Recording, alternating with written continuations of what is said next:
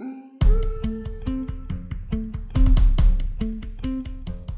sam Leonardo Farkaš, imam 18 godina, rođena sam u Njemačkoj, ali živim u Zagrebu. Bavim se atletikom sad sve ukupno već 10 godina. Krenula sam sa svojih 7 godina, ali bilo je to malih pauza, ali na kraju sam izabrala atletiku.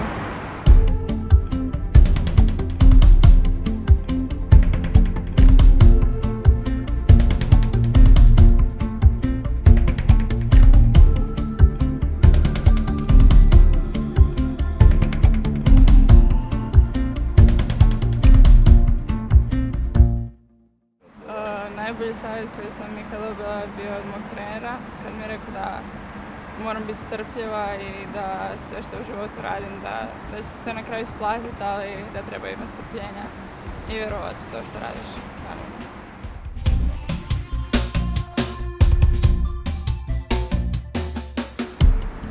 Pa motiviram, uvijek imam sliku, znači imam svoje ciljeve u glavi i znam zašto to radim.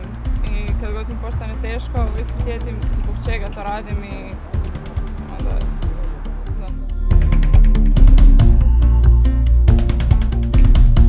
Pa bilo je dana kad je bilo i po 3 treninga dnevno, ali uglavnom je to 2 dnevno. A u sportu su ozljede neizbježno, nekim ozljeda. Imala sam jednu veću ozljedu sad preko ljeta, koja je bila već trajala 2 mjeseca, ali sad se moram pohvaliti da sam zdrava i da nemam ozljede, nadam se da će što duže tako ostati. Ali ozljede su tu, to je normalan dio sporta i ozljede dobro dođu nekad da se fokusiramo na neke stvari koje inače ne bi radili. Tako da u svemu se trudim naći nešto pozitivno, pa tako i ozljedama. Zajedništvo za mene je jako važno, da znaš da uvijek postoji da nisi sam, da uvijek postoji neko ko ima možda iste ideje, iste ciljeve kao i ti i da se uvijek možeš poistovjetiti s nekim.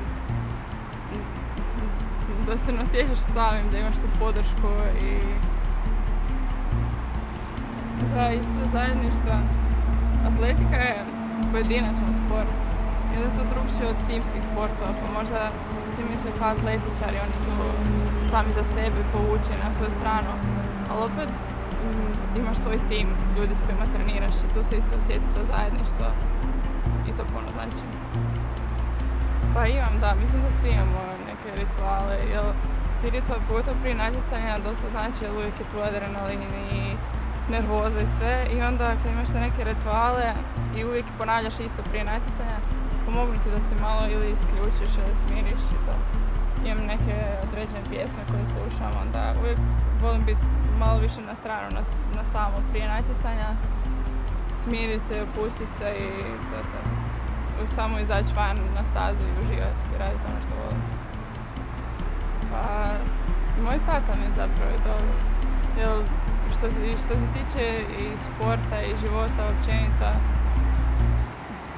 želim jednog dana, ne znam, divim mu se kako je to sve uspio i odgojiti mene i uspjeti u sportu i kako je dan danas živi, ne znam, baš sam povezan od njega. Pa da, sigurno da nikad ne odustaje od svojih ciljeva i snova, jer ako sam nešto naučila, to je ono da ako nešto stvarno želiš, napraviš sve da se to stvari, znači nema šanse da se to neće dogoditi. I mislim da pogotovo mladi danas previše odustaju od tog što žele i zbog tuđih mišljenja ili onima što im drugi govore. Nema više, ne bore se toliko za ono što oni žele. To mi je malo tužno. I svi govore kao nama sportašima, kako nam se da to, kako imamo vremena živjeti sa ono. A ne znaju kako je to zapravo užitak i kako je to drugčiji život skroz, to nisu nikad ne probali.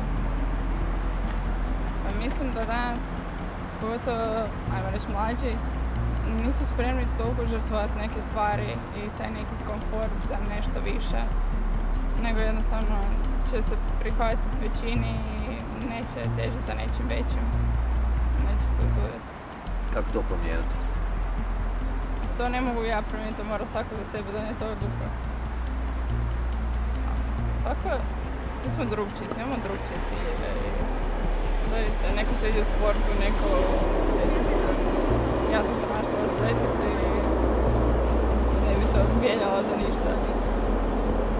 prošle su epizode da je atletika kraljica sporta. Mislim da to stvarno je prvo pojedinačni sport i ovisiš samo o sebi i nema niko ko će napraviti nešto umjesto tebe. I atletika... To je nešto što se riječima ne može opisati. Baš ti da mogućnost da ostaviš cijelu dušu na tom terenu, da daš sve od sebe na toj stazi i kad prođeš taj cilj, ako si dao sve od sebe, nema ljepšeg osjećaja na svijetu, stvarno. Da ste me pitali za tjedan dana, možda bi to bilo europsko u krosu, ali mogu reći da zapravo tek ove sezone kreće zapravo moja, ajmo reći, atletska karijera. Ali do sad to je sigurno bila moja, ajmo reći, mislim da mi je najljepša uspomena zapravo zlatna medalja s više boja, jer to je nešto što sam stvarno htjela duže vrijeme i sve se činilo nemogućim, sve se poklopilo tako da nikako to ne ostvarim i na kraju u zadnji čas se to dogodilo i to je još jedan dokaz da stvarno ako nešto želiš da će se to i ostvariti. Mislim,